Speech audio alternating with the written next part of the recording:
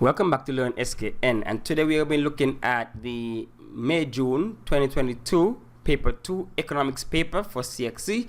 We completed questions 1, 2 and 3. This is question 4, so one more to go for this particular paper. And so before we get started, you know what to do: like, subscribe to the channel, hit the notification bell so you know when we drop another video. Alright, so without further ado, let's jump right into question number 4. Define each of the following economic concepts. So right now we're looking at GDP.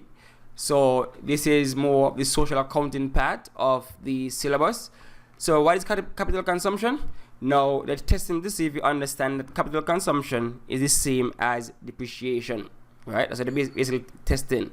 So capital consumption is the same as depreciation when you're looking at the calculations for GDP.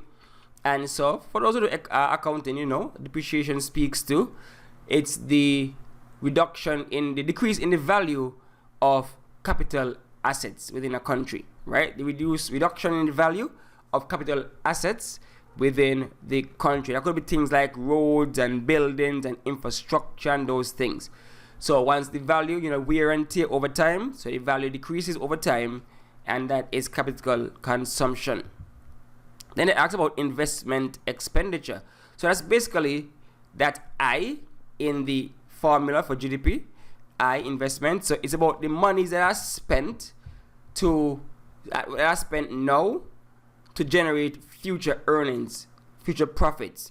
So it is the monies spent by the resources spent by the private sector, could be government also, that future returns are expected from.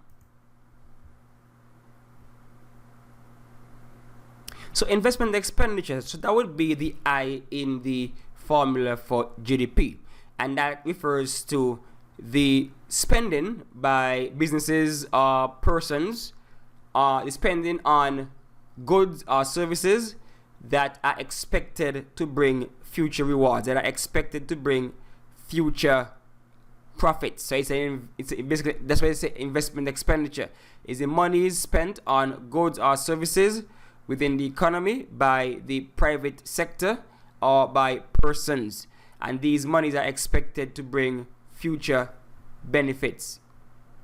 So investment simply means you spend now to get back later. That's why you're investing. And then we have disposable income. So that's basically the income that persons will have after they have paid all of their taxes, after they have extrapolated all of those taxes that the government insists that you pay, all of your expenses. Once they have been paid for, then the remainder is the disposable income. So that's disposable income. On a broader sense, it's once you've paid all your taxes. So it's like in net. So after you paid all your taxes, the money that remains, that is considered your disposable income. So that's number 4A. Let's look at number 4B now.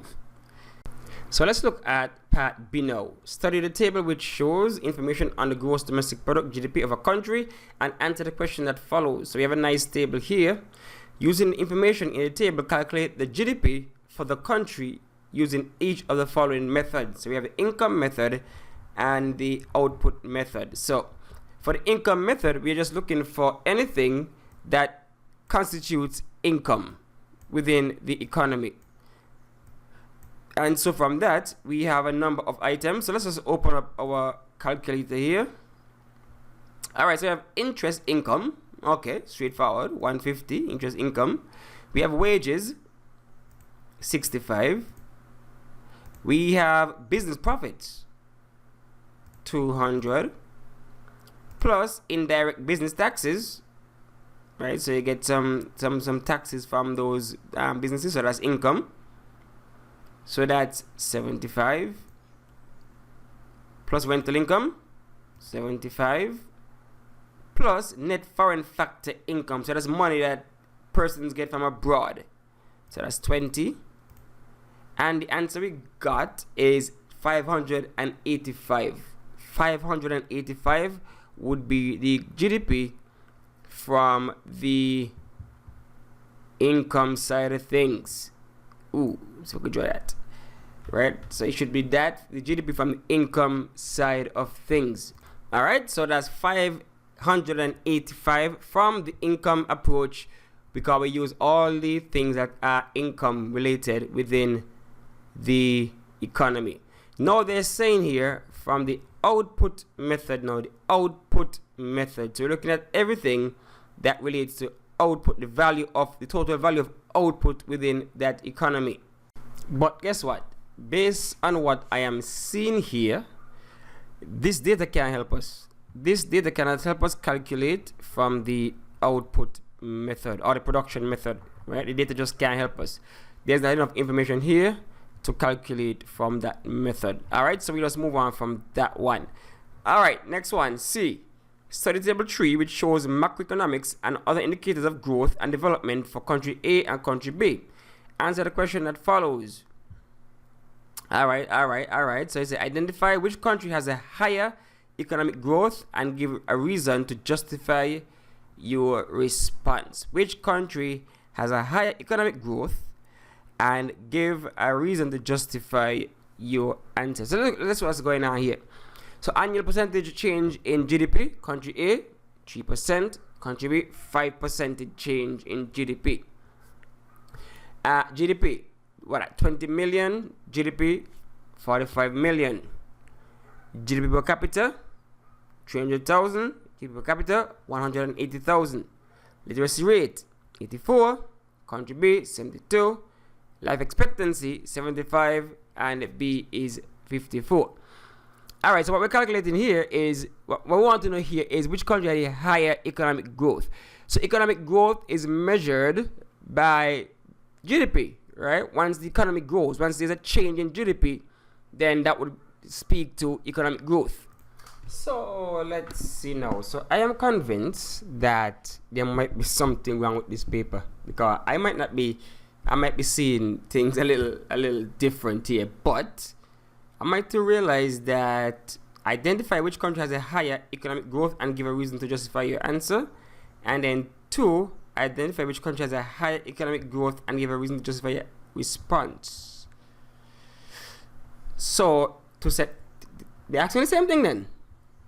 So I think this paper was kind of flawed. But anyway, the country with the higher economic growth would be country B, right? It would be country B.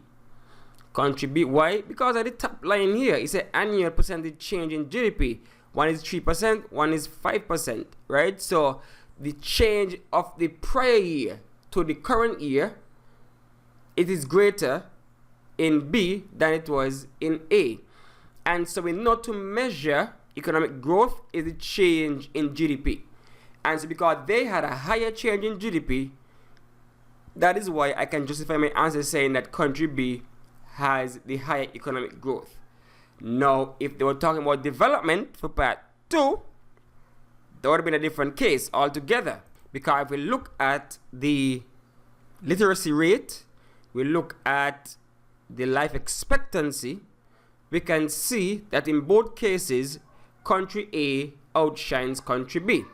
And also, if you're looking at GDP per capita, we can see that country A has a higher GDP per capita than country B. So if you're looking at economic, if you look at development, then I would give the nod to country A, simply because of the fact that GDP per capita higher, literacy rate higher, life expectancy is higher. So development speaks to those, those more quality of life kind of things, right? So that would be it. But this was an interesting paper. This question in particular, I don't know what happened here. As you can see, output method, they might have meant expenditure method. Okay, and then they have 2 of the same questions, right? So yeah, something went wrong with the printing. Alright, so that's it for this question. Thanks for watching and thanks for listening, and do the like and subscribe thing so we can grow the channel even more.